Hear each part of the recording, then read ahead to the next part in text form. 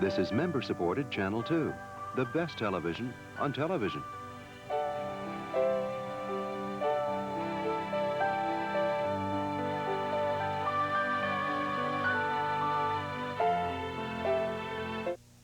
Local broadcast of Julia Child and Company is made possible by our members in partnership with the Victor Company Realtors, serving the residential real estate market in the Merrimack Valley, with offices in Andover, Boxford, Haverhill, Methuen, and Topsfield.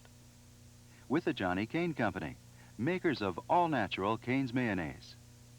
And with Welch's, makers of fine products from fruit since 1869, like Welch's Squeezables, jellies, jams, and preserves. From Welch's, America's Fruit Basket.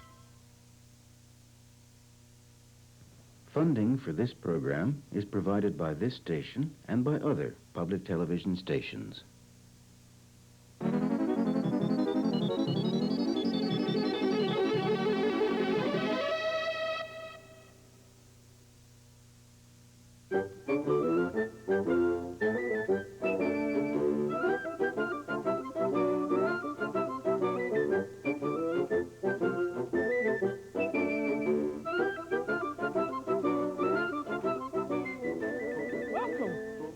Child.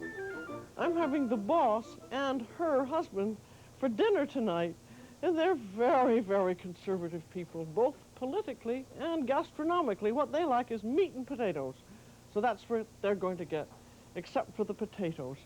And what I'm going to give them tonight is consommé brunoise with Melba toast, prime roast ribs of beef, molded tambal of fresh corn surrounded by Brussels sprouts sautéed in butter, and a macédoine of fruits and champagne, and this will be followed by coffee and bourbon-soaked chocolate truffles, and I think that sounds like a pretty good menu. I'm doing the Melba toast now, but also I think of when you're thinking of a menu, you want to be sure and go over it with your imaginary tongue, every dish, because you want to be sure that you don't repeat anything. For instance, I thought it would be nice to have a souffle for dinner. And then I thought, gosh, I can't have a souffle because I want to have my fresh corn tambal, and that would be 2 sets of eggs, and that's just not done. You can't have cream in one course and cream in another, or eggs in one and eggs in another. So be very careful not to repeat. Now, I've taken the crust off this loaf of bread, and I'm slicing it very, very, very, very, very thinly. And the most difficult thing about Melba toast is trying to find unsliced bread. This is quite good. It would have been better if I'd made my own pain de mie sandwich bread, because it's a little more close-grained. But anyway, I slice it very thin and put it on a baking sheet and put it in a 275-degree oven and look at it in about 15 or 20 minutes. It's become nice and lightly brown like that. And you can make it ahead and put it in the freezer if you want. But it's so much better than anything store-bought, and I didn't want anything rich like cheese straws or a lot of buttery things. So that you can get it done way ahead of time. And also, I'm going to have to get the Brussels sprouts done way ahead of time. And with this, for instance, I could do the trimming ahead. And here, be sure when you buy them that they're good and fresh and thoroughly green, and the heads are hard.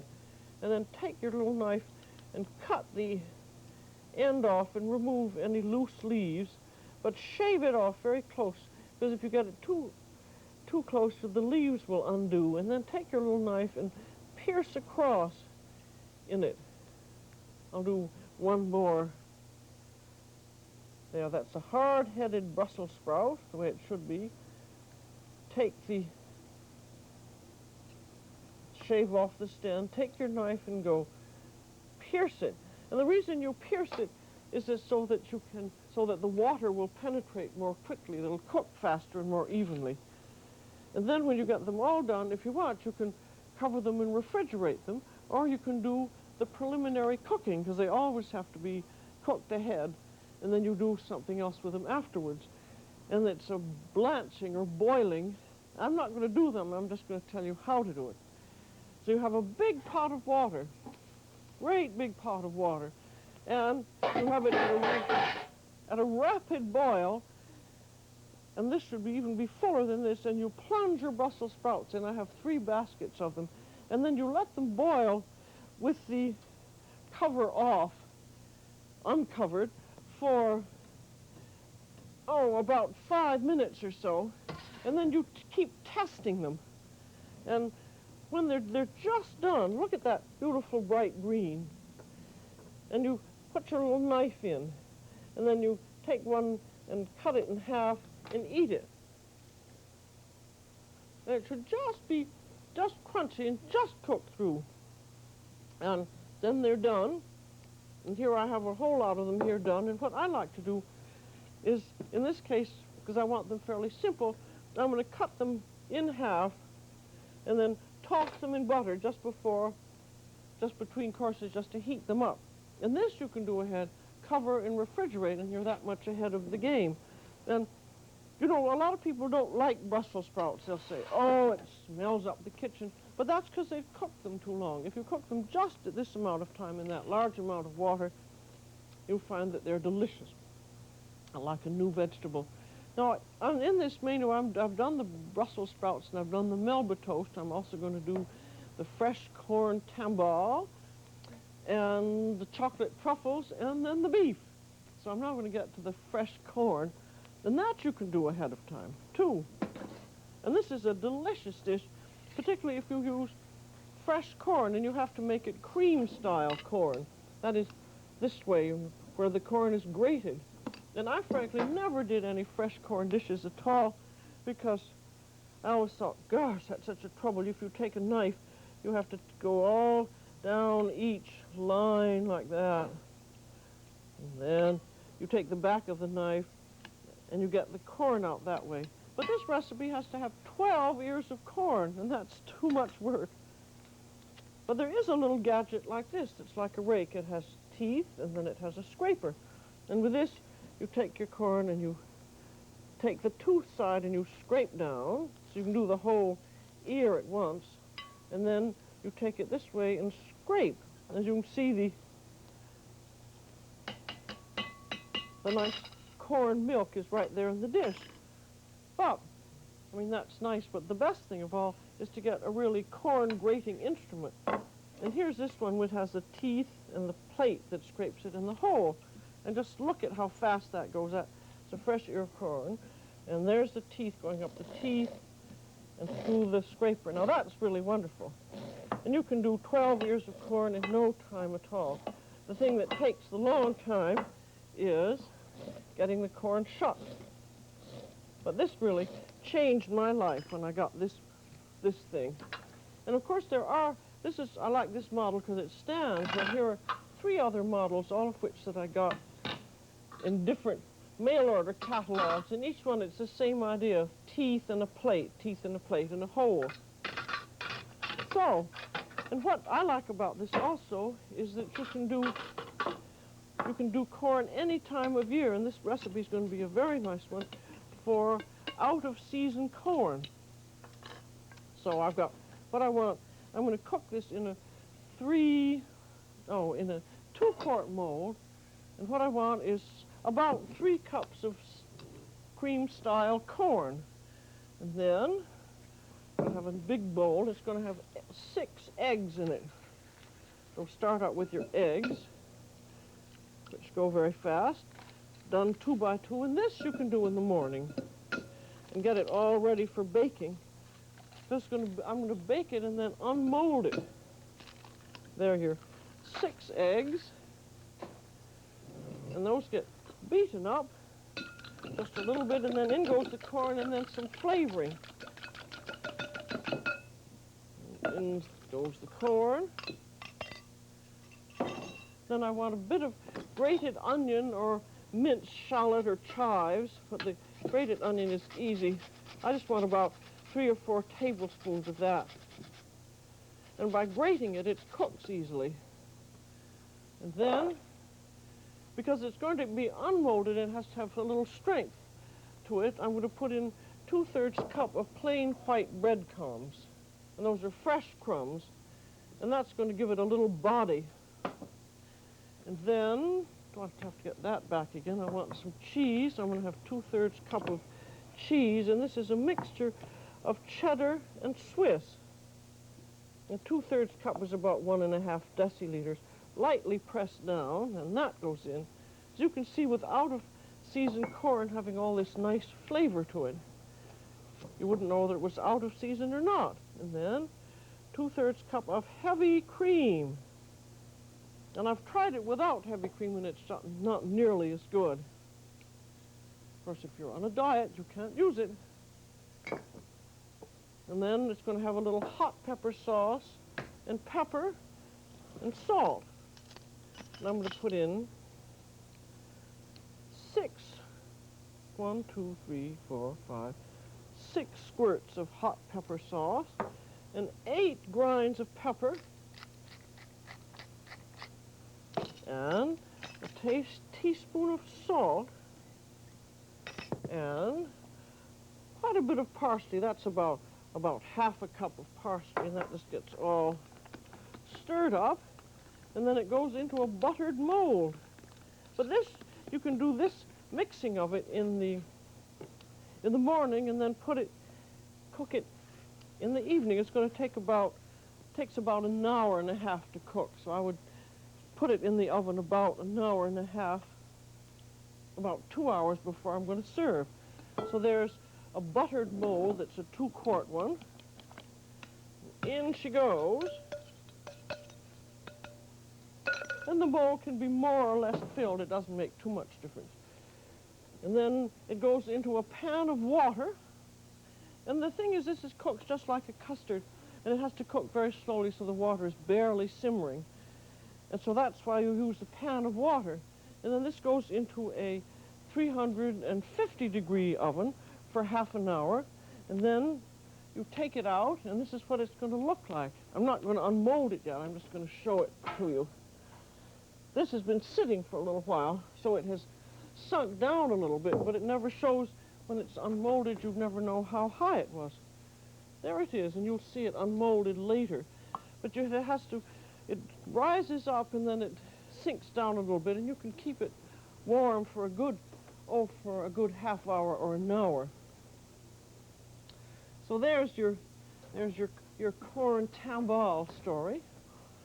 And then I'm also going to make the chocolate truffles, which, now let's see, I have butter and chocolate. This is not a diet dish either, and I'm going to show you what they look like first. Oh, I've got that. That's not a good example because it got warm. They have to be kept in the refrigerator. I'll take all this out. There's a chocolate truffle, and a truffle is a little tuber that's sort of rock-shaped, and they make a very nice homemade candy. And here's the chocolate. This is 8 ounces or 225 grams of semi-sweet baking chocolate, melted in a 1/4 to 1/3 cup of bourbon whiskey. And 1 ounce of this, or 30 grams, is unsweetened chocolate, and the rest is regular semi-sweet chocolate. And then that goes into 1 stick of butter and gets nicely beaten up with a mixer. I have a few other things over here.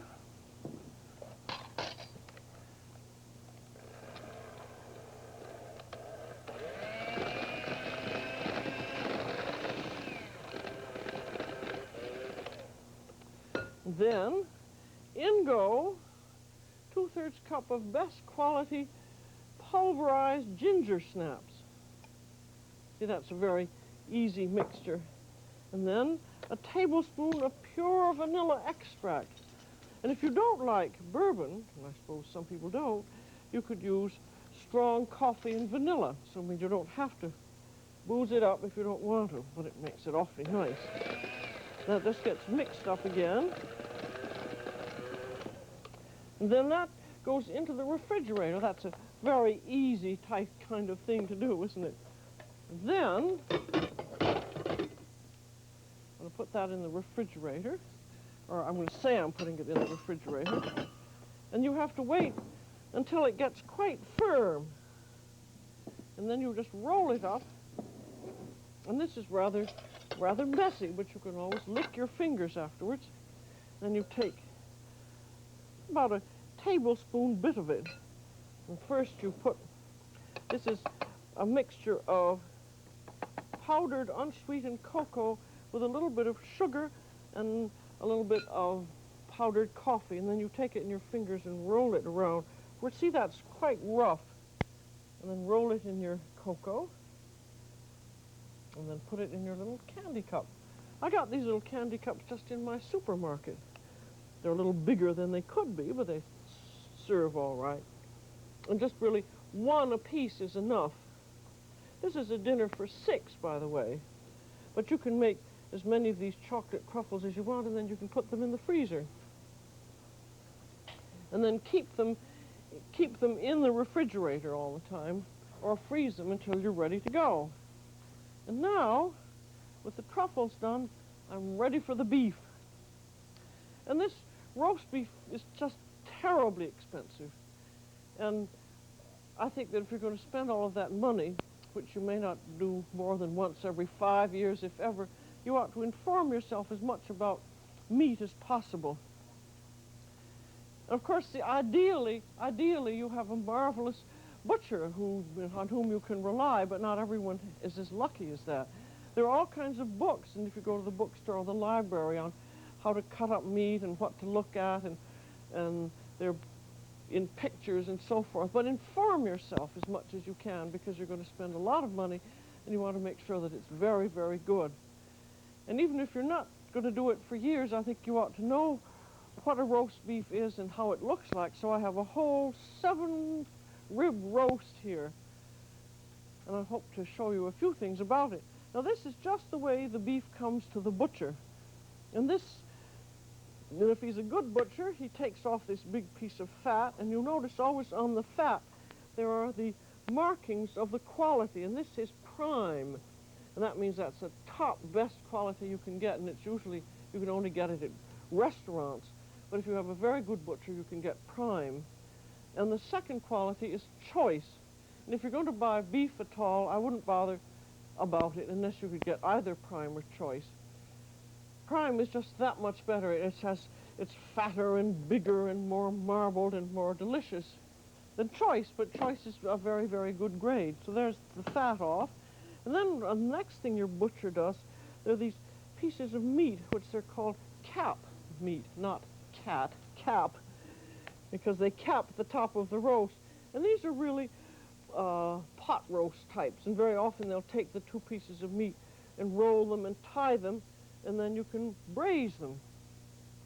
And then you have your short ribs, which are the prolongation of the ribs. And this one end is thick and is good for braising short ribs, and the other end you have to trim and get some scraps of meat for hamburger. And then you have your backbone, called the chine bone, C-H-I-N-E. And that should be taken off. You can still use that for soup meat. Then you have another bit of backbone. And then you have a funny kind of a very tough muscle, which I understand some people like to chew. But that should come off when you're going to do a roast. And then you'll usually find this little piece, which is the end of the shoulder blade that just bristles. So that comes off too. So there's an awful lot of meat that comes off of this. So when somebody says to you roast beef is such and such an amount per pound, that's a meaningless figure unless they give you the amount per pound it is for the whole piece of beef. Because when you buy it, you can be paying an awful lot of money for a lot of fat and a lot of bone. It just depends on how much your butcher has taken off of it. Now, this is a 7-rib roast. So there you've got your ribs. 1, 2, 3, 4, 5, 6, 7. But not every rib has the same value. And look on this, here's a meat chart here. And you should familiarize yourself with what a meat chart and a carcass looks like. This is where the head was, and there's the neck, and there's the shoulder blade and the back. And the ribs are officially numbered from 1 to 13, and you start numbering at the neck end. And this is officially number 1 rib, 2, 3, 4, 5. So there are 5 ribs in the shoulder or chuck section, which on the whole is a rather tough section because the beef is exercising. And then here is your rib section starting from rib 6 to 12. And that's your glory part in there, that and the loin. But I want you to see the difference between, if you say to somebody, I'd like the first 3 ribs of a roast, that again is an absolutely meaningless statement, because what you want are the ribs that are nearest the loin, and I'll show you the difference. Here, that is the rib that's nearest the loin. It has that big eye of meat. And here is the rib nearest the chuck. And the eyes all become dispersed, and you've got a big flap of meat there. And what I'm going to do now is I'm going to cut this into a 5-rib roast. So I'm going to get the best ribs. That's rib 12, 11, 10, 9, and 8. So I'm going to cut it right there with my big fright knife. There's a little bit of backbone that should have been taken off. Don't be afraid to do some trimming of these things yourself when you get home. Cut right through. Then I'm going to show you how the difference, what you're going to see. Then you can compare these 2 muscles. There's your 6th rib, the one that was near the chuck. And there is where you have the eye muscle. So it makes very much difference which ribs that you ask for. So be sure, remember to ask for ribs starting at 12, 11, 9 if you want a 3-rib roast. So this is now ready to roast. And you want to have a low roasting pan. There seems to be part of an egg white in that pan. Well, that won't hurt anything. There. Have a low pan like that, which is a roasting pan, and then put a rack in it. And although the rib is a standing rib, according to my friend Jim Beard, you want to have the roast high enough up in the pan so that all the heat comes way around the roast. And then, that's the more expensive the roast, the easier it is to do, I find. And with this 5-rib roast, they usually say count on 2 persons per rib, so that would serve 10 big eaters, but I find that it'll serve 12 to 14. So that's all you need to do with that, except I always take a little butter and butter the 2 ends, because it has enough fat to take care of itself otherwise. And I do not salt it, because I feel that salt makes the juices run. And then I think your only other essential equipment is a good meat thermometer, and the kind that I like is the kind that's called an instant meat thermometer. You can read it very easily, and you stick it in, and then you read what it says. It registers in about 15 seconds, and then you take it out. It does not roast with the meat, but you can take it and stick it in various parts of the meat, and then you can tell exactly where you are when you're roasting it. And I like to roast mine at a great big piece like this, at a steady 325. There are loads of different methods of roasting, but I like to do it this way. So this will be it's going to take, this is about 11.5 pounds, and it's going to take about 2.5 hours to roast. And so 3.5 hours before you're ready to serve the meat, put it in the oven, then you're sure that it's cooked. Your oven is preheated to 325, then in goes the roast,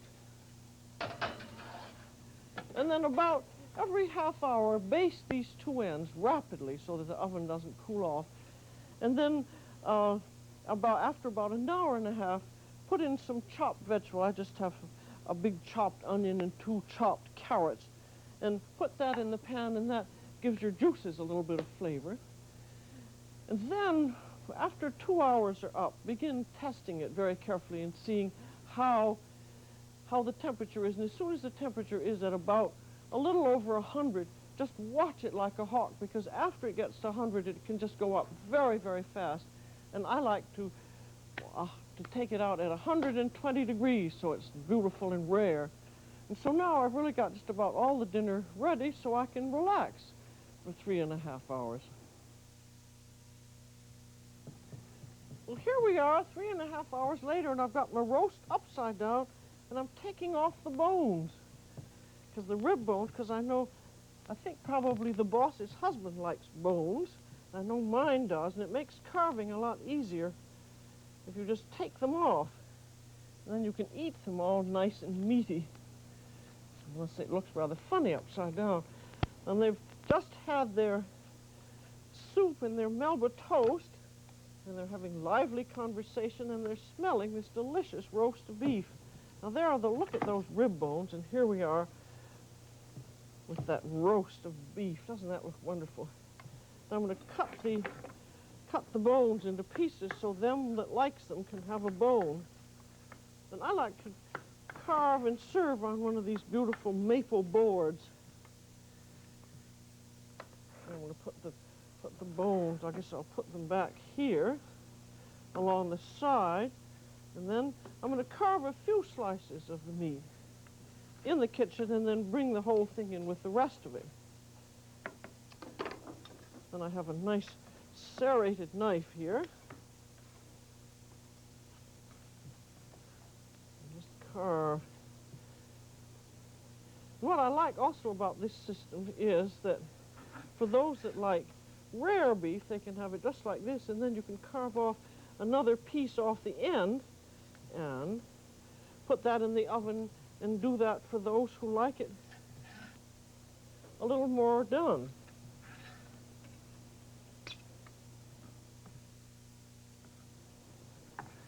There now.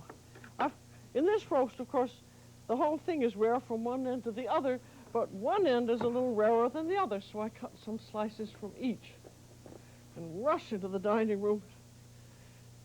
And let me review the dinner for you. We have our Melba toast, and there's the consommé brunoise, very nice, lightly wine flavored with a little bit of very finely diced vegetables that have been simmered in it. A nice beginning. And then the beautiful fresh corn tambal. And as you notice, there's a little parsley on the top because sometimes it doesn't unmold absolutely smoothly. You always have to have parsley for those things. And the buttered Brussels sprouts around, and then our beautiful roast beef. That's about as nice a thing as one could have. A little gravy. And then here's the fruit bowl, which is cut up fruits in or out of season. You can put a little bit of canned or frozen ones if necessary, and then end up with a tiny bit of champagne, which peps it up a lot and makes it look pretty. And then we have our chocolate truffles. And the chocolate truffles because of the champagne. And the dessert you serve afterwards with coffee because they've got bourbon in them. So I think this is a really beautiful dinner for the boss, and if she don't like it, she's never going to darken my door again. So that's all for today. This is Julia Child. Bon appetit. Next on Channel 2, British Columbia's magnificent Burchard Gardens on the Victory Garden. And more good cooking at 5 with Jeff Smith, the Frugal Gourmet. It's the All-American Cranberry today, just a half hour from now.